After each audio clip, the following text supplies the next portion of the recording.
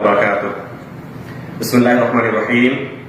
الحمد لله رب العالمين والصلاة والسلام على رسوله محمد وآله وصحبه أجمعين. أشهد أن لا إله إلا الله وحده لا شريك له وأشهد أن محمدا عبده ورسوله. أما بعد. محترم ناظرین، آج آپ کی خدمت میں قرآن کریم کی تاریخ کے تعلق سے ایک نہایت ہی اہم اور مفید جانکاری لے کر حاضر ہوا ہوں. وہ یہ ہے کہ قرآن کریم کے لکھنے کے کتنے مراحل ہیں.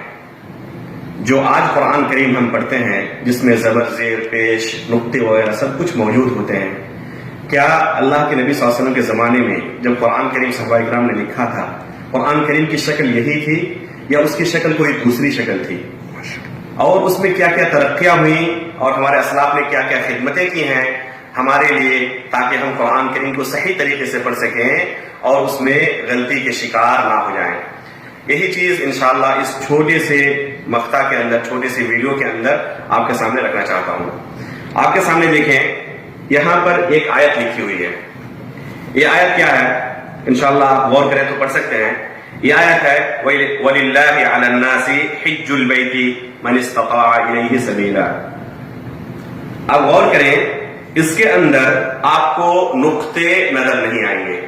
زبر، زیر، پیش جو ہمارے قرآن میں موجود رہتے ہیں، یہ تمام چیزیں اس سطر میں آپ کو نظر نہیں آئیں گی. اللہ کے نبی صلی اللہ علیہ وسلم کے زمانے میں ابوبکر صدیق رضی اللہ عنہ، عمر فاروق اور عثمان غنی رضی اللہ عنہ کے زمانے تک قرآن کریم اسی طرح رہا، جس میں صرف حروف ہوتے تھے، زبر، زیر، پیش اور نقطے وغیرہ نہیں ہوتے تھے. یہ پہلا مرحلہ ہے قرآن کریم کے لکھنے کا، جس میں صرف حروف کو لکھا جاتا تھا، زبر، زیر، پیش اور نقطے وغیرہ نہیں لکھے جاتے تھے، کیونکہ ان کی زبان خالص عربی تھی اور اسلام صرف عربیوں کے درمیان ہی محدود تھا تقریباً، اور ان کی زبان عربی ہونے کی وجہ سے، خالص عربی ہونے کی وجہ سے انہیں ان چیزوں کی ضرورت نہیں پڑی تھی. انہوں نے ان چیزوں کا جو آج ہمارے قرآن میں موجود ہوتا ہے انہوں نے استعمال نہیں کیا تھا. پھر جب اسلام دور دراز کے علاقوں میں پھیلا، وہ لوگ بھی قرآن کریم پڑھنے لگے جن کی زبان اصل عربی نہیں تھی. یہ خوف لاحق ہوا کہ کہیں ان سے ان چیزوں کے پڑھنے میں، قرآن کو پڑھنے میں غلطی نہ ہو جائے. تب بعض چیزوں کا اضافہ کیا گیا لوگوں کے حالات کے پیش نظر. اور دوسرا مرحلہ آتا ہے قرآن کریم کے لکھنے کا، وہ ہے یہ مرحلہ. آپ دیکھیں یہاں پر واو کے اوپر آپ کو ایک نقطہ نظر آئے گا، لام کے نیچے ایک نقطہ نظر آئے گا، ہاں کے نیچے ایک نقطہ نظر آئے گا. اس نقطے کا نام ہے نقطۃ الاعراب، اعراب کے نقطے. کیوں اس کو اعراب کے نقطے کہا جاتا ہے؟ کیونکہ حقیقت میں واو کے اوپر جو نقطہ ہے اس سے زبر کو دکھایا گیا ہے، یہ حقیقت میں زبر ہے. لام کے نیچے جو نقطہ ہے اس سے کسرے کو دکھایا گیا ہے، اور یہ فتحے کو واو کے اوپر، اور ہا کے نیچے جو نقطہ ہے اس سے بھی کسرے کو دکھایا گیا ہے. عین کے اوپر جو آپ نقطہ دیکھ رہے ہیں، لام کے اوپر نقطہ دیکھ رہے ہیں، اس سے بھی فتحے کو دکھایا گیا ہے. تو ایک کام ہوا تھا علی بن ابی طالب رضی اللہ تعالیٰ عنہ کے زمانے میں، جسے ابو الاسود الدولی رحمۃ اللہ علیہ نے، جو کہ لغت کے بہت بڑے امام گزرے ہیں اور اکثر عربی زبان سے شوق رکھنے والے ان کے نام سے واقف ہیں، تو ابو الاسود الدولی رحمۃ اللہ علیہ نے یہ نقطے ڈالے تھے قرآن کریم کے اندر. مصحف عثمانی جو تیار ہوا تھا اور دنیا کے کونے کونے میں انہوں نے اسے بھیجا تھا، انہی مصاحف پر انہوں نے یہ نقطے ڈالے تھے، جسے کہا جاتا ہے نقطۃ الاعراب. تو یہ ہے دوسرا مرحلہ قرآن کریم کے لکھنے کا، جسے ابو الاسود الدولی رحمۃ اللہ علیہ نے علی بن ابی طالب رضی اللہ تعالیٰ عنہ کے زمانے میں ایک خدمت انجام دی تھی. اب آپ کو دکھاتے ہیں تیسرا مرحلہ قرآن کریم کے لکھنے کا. یہ ہے تیسرا مرحلہ قرآن کریم کے لکھنے کا. آپ یہاں پر غور فرمائیں، نون کا نقطہ آپ کو نظر آئے گا، جیم کا نقطہ نظر آئے گا، با کا نقطہ، یا کے دو نقطے، تا کے نقطے یہ نظر آئیں گے آپ کو. اس سے پہلے والا جو مرحلہ تھا اس مرحلے میں یہ نقطے نہیں تھے. یہاں پر غور کریں، نون کا نقطہ، جیم کا نقطہ، با یا تا کے نقطے نہیں ہیں.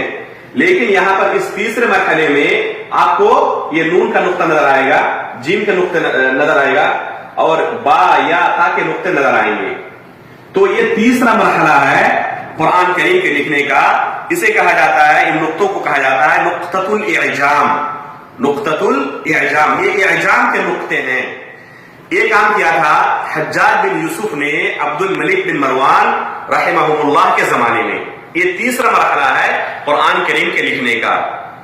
یہاں پر غور فرمائیں کہ وضاحت کے لیے جو نون کے نقطے ہیں، یعنی جو اعجام کے نقطے ہیں، انہیں کالے قلم سے لکھا گیا ہے، اور جو اعراب کے نقطے اس سے پہلے ڈالے جا چکے تھے، ابو الاسود الدولی رحمۃ اللہ علیہ نے جسے ڈالا تھا قرآن کریم کے اندر، انہیں لال قلم سے لکھا گیا ہے. اعجام کے نقطے کو کالے قلم سے اور اعراب کے نقطے کو لال قلم سے لکھا گیا ہے، تاکہ فرق واضح رہے پڑھنے والے کو، یعنی پتا چلے کہ کون سا اعجام کا نقطہ ہے اور کون سے اعراب کے نقطے ہیں.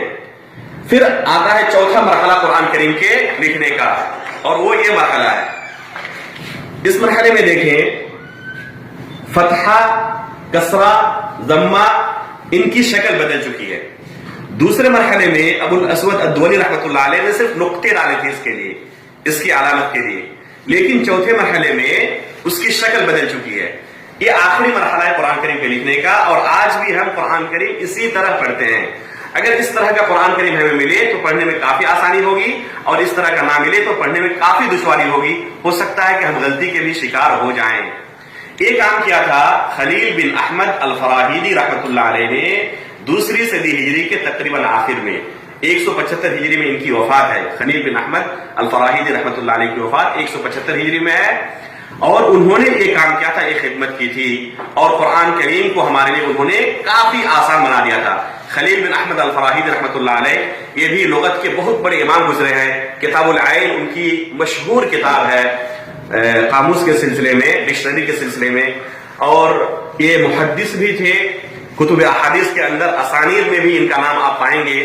تو یہ بہت بڑے محدث گزرے ہیں. 175 ہجری میں ان کی وفات ہے. تو انہوں نے یہ خدمت کی تھی. یہ چوتھا مرحلہ تھا اور آخری مرحلہ تھا. اس زمانے سے لے کر آج تک قرآن کریم اسی طرح ہم پڑھتے ہیں اور اسی طرح لکھا ہوتا ہے. حقیقت میں خلیل بن احمد الفراہیدی رحمۃ اللہ علیہ نے اس چوتھے مرحلے میں کام کیا ہے؟ انہوں نے کام صرف یہ کیا ہے کہ ابو الاسود الدولی رحمۃ اللہ علیہ نے جو نقطے ڈالے تھے اعراب کے، ان نقطوں کو اس حرکت کی نئی شکل میں انہوں نے بدل دی ہے. یہاں پر بھی واو کے اوپر زبر تھا، فتحہ تھا، لام کے نیچے کسرہ تھا، یہاں پر بھی موجود ہے، لیکن ان کی شکل صرف بدل گئی ہے. انہوں نے یہ کام کیوں کیا؟